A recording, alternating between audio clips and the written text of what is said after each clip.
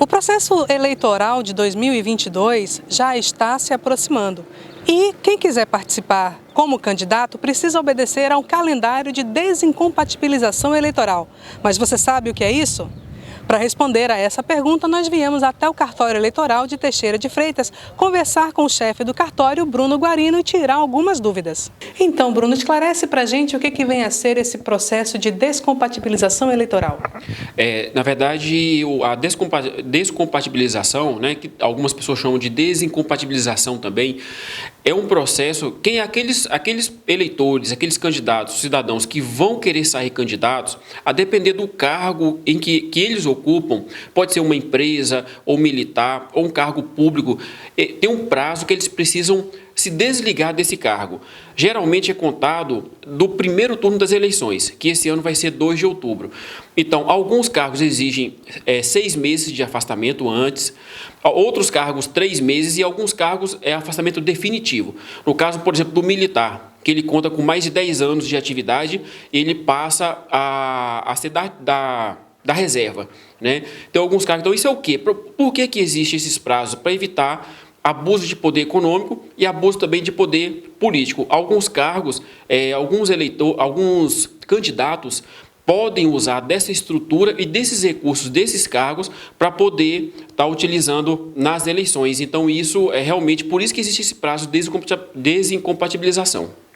E quem quer participar do próximo pleito, ainda dá tempo de entrar com o processo de desincompatibilização? Sim, o prazo, a pessoa pode entrar no site do TSE, né, o Tribunal Superior Eleitoral, tem uma aba Eleitor e Eleições, vai ter uma tabela de desincompatibilização.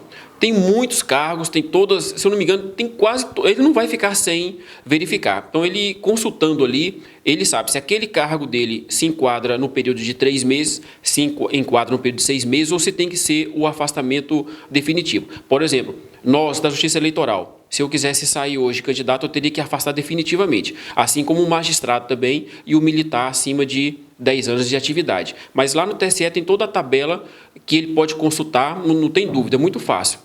E qual é o prazo que a pessoa tem para atender esses requisitos?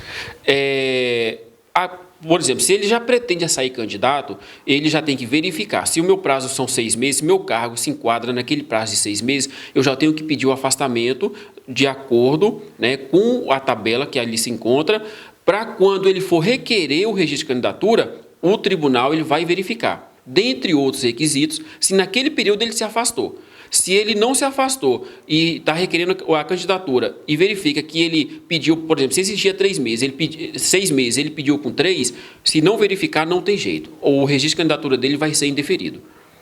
Ok, obrigada. E só uma última informação aqui, Bruno. Ainda dá tempo do eleitor transferir o título? Não, o encerramento do cadastro eleitoral, o prazo final foi 4 de maio. Que são justamente 150 dias antes das eleições.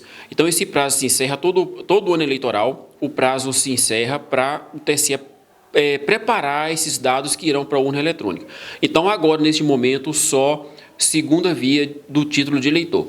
Lembrando também que mais para frente, como a nossa zona eleitoral possui mais de 100 mil eleitores, provavelmente vai abrir aqui para transferência temporária. Nas outras eleições só valeu para presidente da República. Então, o eleitor que estiver passando por aqui, ele vai poder votar aqui para presidente da República, mesmo que não seja eleitor daqui da nossa comarca.